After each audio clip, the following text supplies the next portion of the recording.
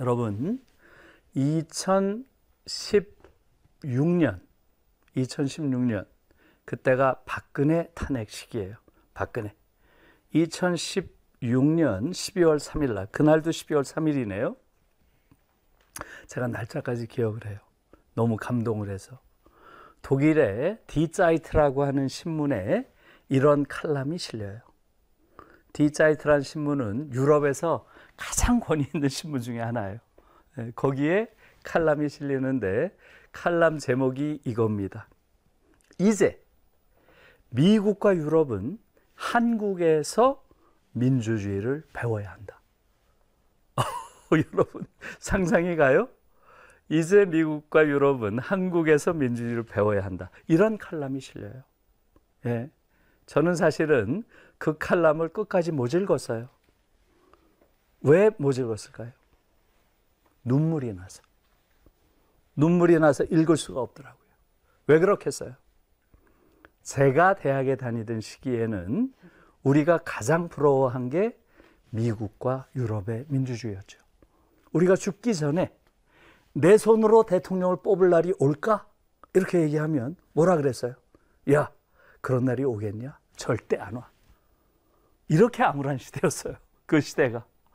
그런데 내가 살아생전에 우리가 선망하던 미국과 유럽이 한국에서 민주주의를 배워야 한다니, 그런 글을 내가 읽는 그러한 날이 온다는 게 상상이나 됐겠어요? 네, 정말 상상할 수 없는 일이 사실 벌어진 거예요. 여러분, 왜 그런 칼럼이 실렸을까요?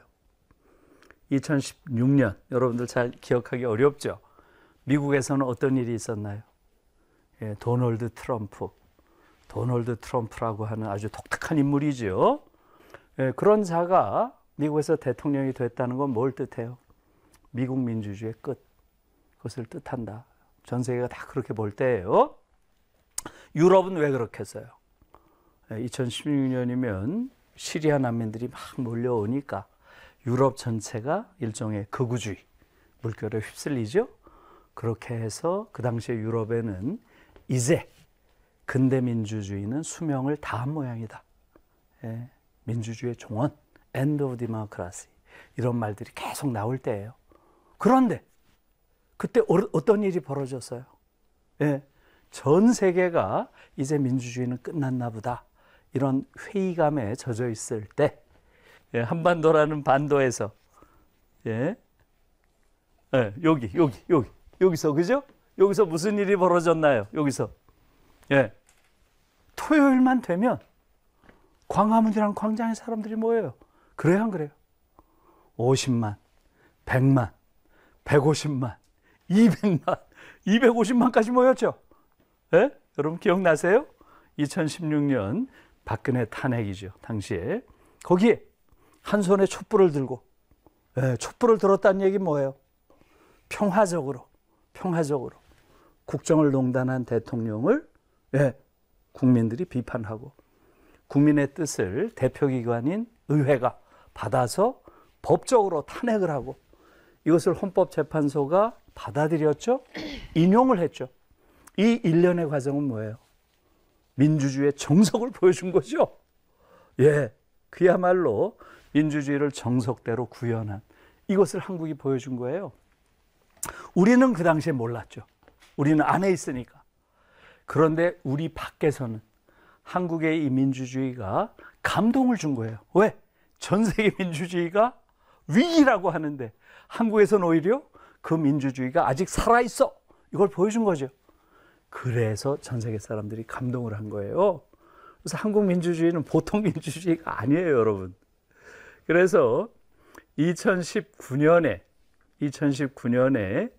전 세계에서 가장 권위 있는 민주주의 연구소가 어딘지 혹시 아세요? 예, 스웨덴에 있죠? 스웨덴에 있는 민주주의 다양성 연구소란 데예요. 가장 권위 있어요, 여기가. 여기서는 10년에 한 번씩 전 세계 민주주의를 분석을 해서 순위를 매겨서 발표를 해요. 순위를 매겨서. 이게 아주 그 연구소의 특징이에요. 2019년에 176개국을 조사해서 순위를 매겨서 발표했어요. 예. 176등은 어딜까요?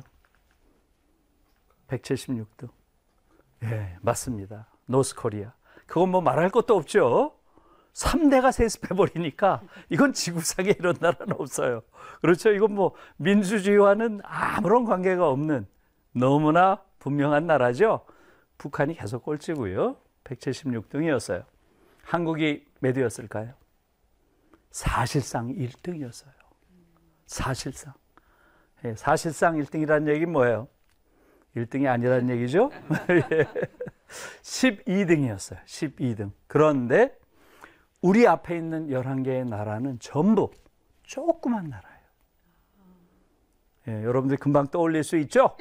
어디겠어요? 핀란드, 노르웨이, 스웨덴, 예? 덴마크, 네덜란드, 아이슬란드, 벨기에, 룩셈부르크, 스위스. 이해하셨죠? 인구 500만에서 1000만 사이. 우리 서울 인구보다도 적은 그런 나라가 11개 우리 앞에 있고요. 큰 나라 중에서 1등을 한 거예요. 정말 대단한 거예요. 정말 대단한 겁니다. 예. 여러분, 30, 50 클럽이라고 아세요? 들어보신 분 손 들어보세요. 30, 50 클럽. 예. 예, 30이 뭐죠? 30이 뭐예요? 30. 3만 불. 그렇죠? 50은? 그렇죠. 인구 5천만. 네, 고맙습니다. 30, 50 클럽. 굉장히 중요한 개념이에요. 여러분들 오늘 좀 기억해 두세요. 30은 3만 불 이상 1인당 국민소득. 그 다음에 50은 인구 5천만 이상인 국가예요. 그러니까 인구가 5천만이 넘는 국가 중에서 1인당 국민소득이 3만 불이 넘는 이런 나라. 그러니까 어떤 나라일까요? 큰 나라 중에서 잘 사는 나라죠? 몇 개나 될 것 같아요? 3만 불이 넘는, 인구 5천만이 넘는 이런 큰 나라 중에서 몇 개 안 돼요. 여러분들이 한번 세워보세요. 어떤 나라일까요? 예, 제일 먼저 떠오르는 게 어디예요? 미국, 일본. 이거 쉽죠? 그 다음에 어디겠어요? 그 다음? 네, 프랑스, 또 독일, 또 영국. 그죠? 요 5개는 쉽죠? 그 다음에 6번째가 어딜까요? 6번째. 예, 이탈리아예요. 이탈리아가 2013년에 3만 불이 넘습니다. 그리고 우리가 2019년에 3만 불이 넘어서 7번째가 됐어요. 지금 전 세계에 7개밖에 없어요. 예, 놀랍죠? 7개밖에 없어요, 지금 현재. 그래서 사실은 한국은 이제 사실 명실상부한 선진국에 들어와 있고요. 또 선진국 중에서도 작은 선진국이 아니고 강한 선진국이에요. 그래서 지금 지난주에 포브스라는 데서 아마 그 뉴스 보신 분이 있을 거예요. 그죠? 포브스라고 하는 세계적인 경제지죠. 거기서 세계 강국 순위를 이번에 발표를 했죠. 10개국을. 거기서 한국이 몇 위를 했어요? 6위를 했어요. 6위. 그것은 30, 50이랑은 좀 달라요. 이것은 군사력을 굉장히 중요하게 봐요. 군사력, 경제력, 외교력, 그 다음에 문화 영향력, 이런 걸 종합적으로 본 거예요. 그렇게 봤을 때, 포브스에서 이번에 발표한 강국, 10대 강국은 미국, 그 다음에 중국, 그 다음에 러시아, 그 다음에 영국, 그 다음에 독일, 한국이 6등을 했어요. 한국이 6위고요. 그 다음이 프랑스 7위, 그 다음에 일본이 8위, 그 다음에 사우디아라비아가 9위, 이스라엘이 10위예요. 이런 식으로 이건 군사력에 상당한 비중을 둔 것 같아요, 보니까.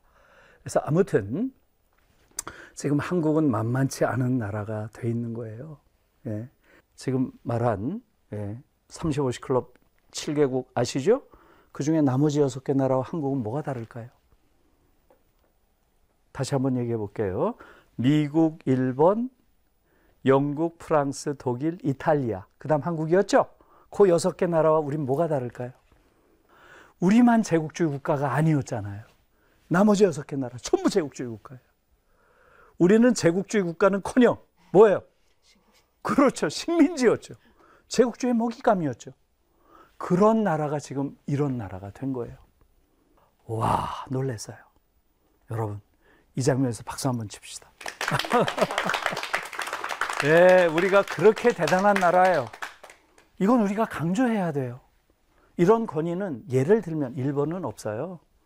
일본은 지금 제국주의 과거를 그렇게 끔찍한 과거를 지녔음에도 불구하고 인정하고 사과하지 않잖아요. 일본은 완전히 도덕적 권위가 없어요.